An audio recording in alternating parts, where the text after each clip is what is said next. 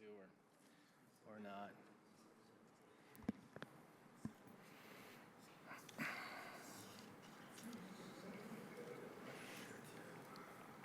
Thank you all for coming here today. I want to start off this press conference with a few facts, a little quotes, and then we can go into question and answer. I'll start off with a quote. This quote is from Senator Ellsworth's still active campaign website for Clerk of Supreme Court. And I quote, "Too often we see politicians representing special interests, their own interest, their friends' interest, and the interest of their associates are put ahead of the interests of the community they represent. They need accountability in government." I find this quote to be truly ironic. As we sit today, the first week of session, Senate leadership was made aware of a contract signed by the former Senate President Jason Ellsworth for $170,000 of taxpayer money. The more we investigated into this, the more the concern grew. We turned it over to our Fraud, Waste, and Abuse Department in the Legislative Audit Division for a detailed investigation, which you guys all have. December 26th, Senator Ellsworth tried to enter into a contract with his friend, Mr. Eggleston, for $170,000 of taxpayer money to track 27 potential pieces of legislation. Senator Ellsworth told none of this to incoming Senate leadership about this contract. He told no one on the select committee about the contract and the contract's alleged reason for that, quote, work. This contract was not written by our partisan legal attorneys, as all other contracts are. It was delivered to Legislative Finance Department through Senator Ellsworth's Gmail account. It was broke down into two different invoices for $88,000 and $81,000. I will note that any contract over $100,000 has to go through the procurement process. The audit found, and I quote, there was and is no logical reason for the original contracts to be bifurcated other than to unlawfully avoid oversight. At that time, Senator Ellsworth then submitted the unlawful contracts. He asked for the legislative finance to pay both the invoices in full and up front. Fortunately, our great staff here at Legislative Finance rejected that illegal Gmail contract. After this first try, Senator Ellsworth then went to our nonpartisan legislative attorneys to get help drafting a different contract as referred to Department of Administration, who then redrafted the signed contract along with Senator Ellsworth and Mr. Eggleston. The Department of Administration gave the rationale in the Audit Division's memo for not following the law as to procurement, quote, while acknowledging that the legal definition of exigency did not really apply here, they treated it as exigent circumstances. The content of this new contract specified that the close friend and business colleague of Senator Ellsworth would be able to bill for over $7,000 a month with no deliverables would be required till after session. And their articulated deliverables are something that Senator Ellsworth's interim committee discussed and determined that they did not want. The simple service Ellsworth sought to attain will be done. We are going to do this by our current staff for zero added expense. Honestly, this is like using $170,000 of taxpayer money to hire a good friend and business partner to mow your yard, starting paying him in January, and we still don't know if that good friend even owns a lawnmower. This contract did not have work starting until after session, yet we, the state, have already received an invoice for over $7,000. No work has been done, yet we've been billed. I did take actions to confirm the cancellation of this contract before any taxpayer money has been expended. There are questions that Senator Ellsworth needs to answer, and there are also some very concerning questions that our Department of Administration also needs to answer. It's Montana Code 2-2-103.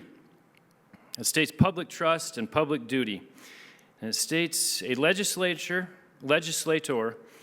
or public employee whose conduct departs from the person's public duty is liable to the people of the state and is subject to the penalties provided for in this part of the abuse of the public's trust.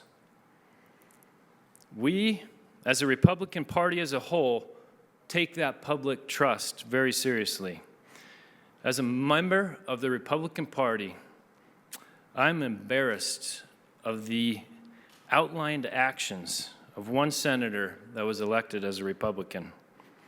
However, it is our job as a majority party to hold accountable anyone, Democrat, Republican, Independent, department employee, or director, that would break that public trust.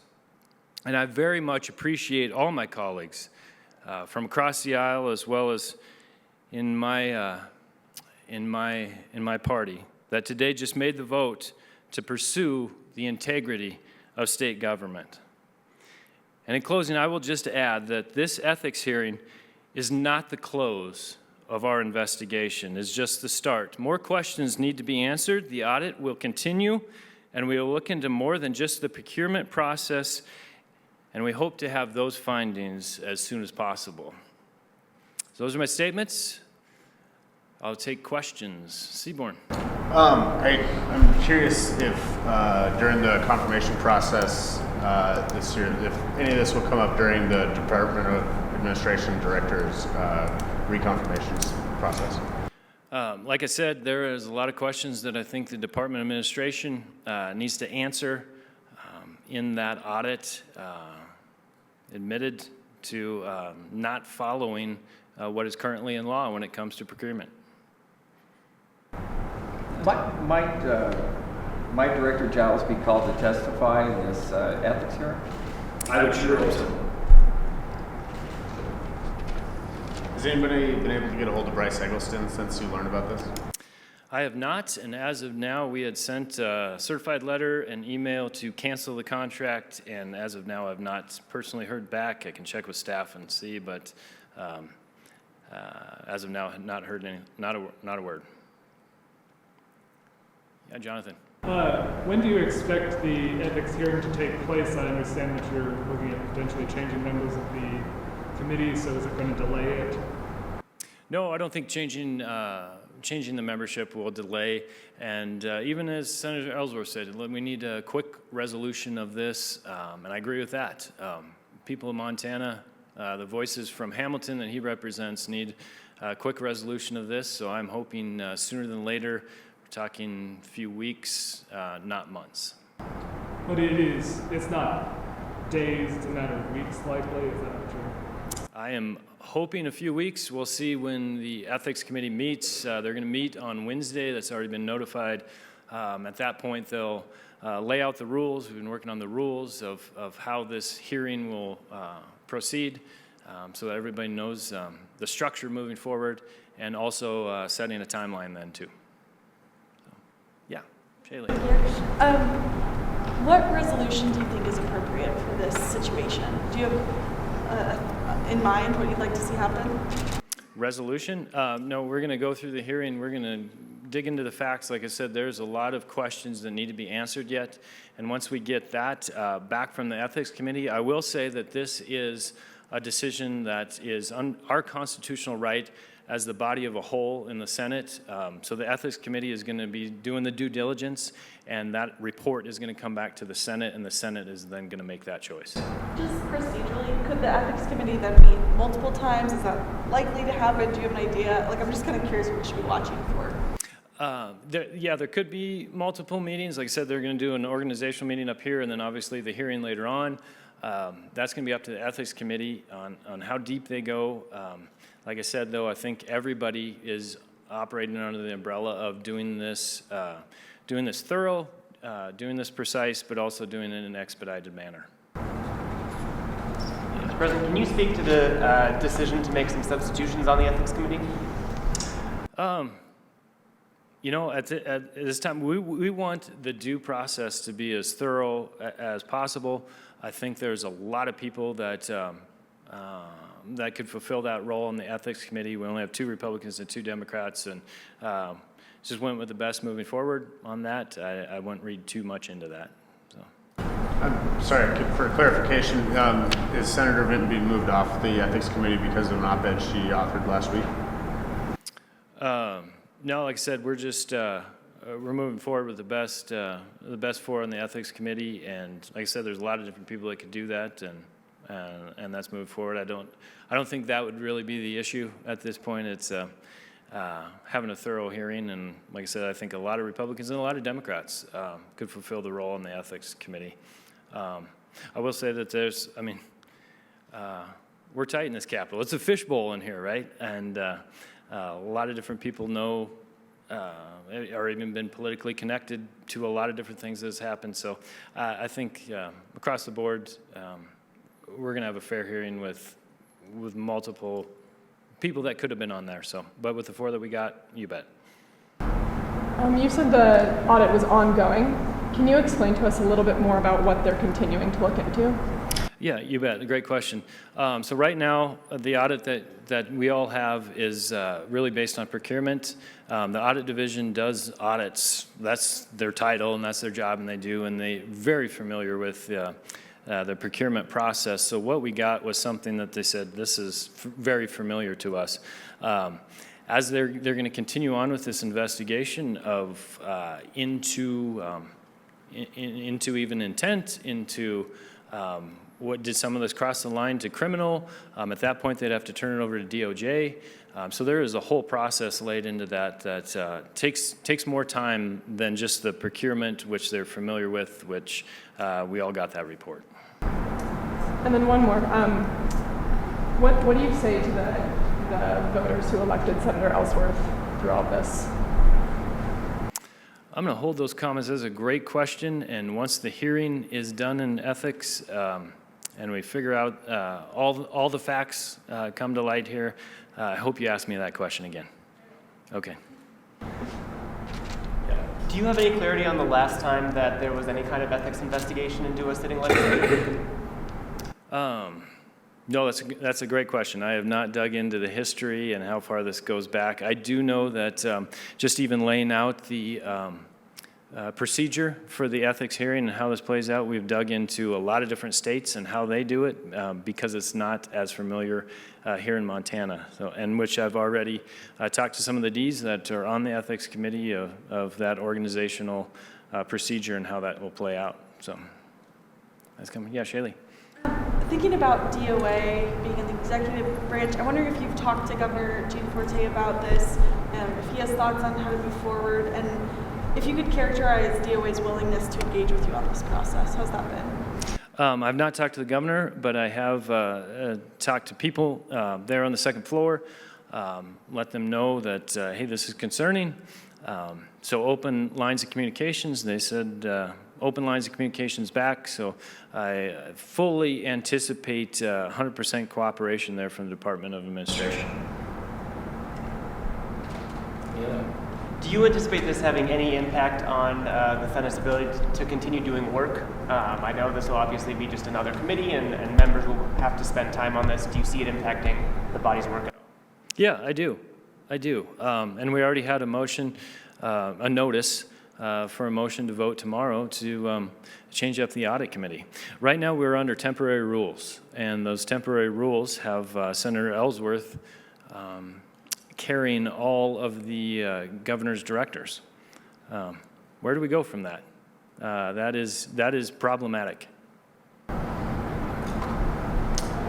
Is the ethics committee considering hiring a private counsel to help guide the hearings, and if so, is that something that you as president have to authorize?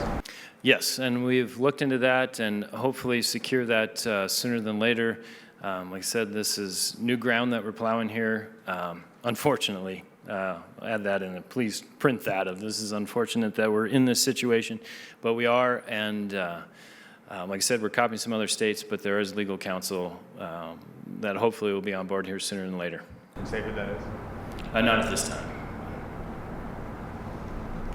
That would insinuate you intend to use your subpoena power on the committee? Yes, under current MCA, that committees do have subpoena power for people as well as documents, and I certainly hope that all the relevant people and documents are subpoenaed and that we get to the bottom of this. So.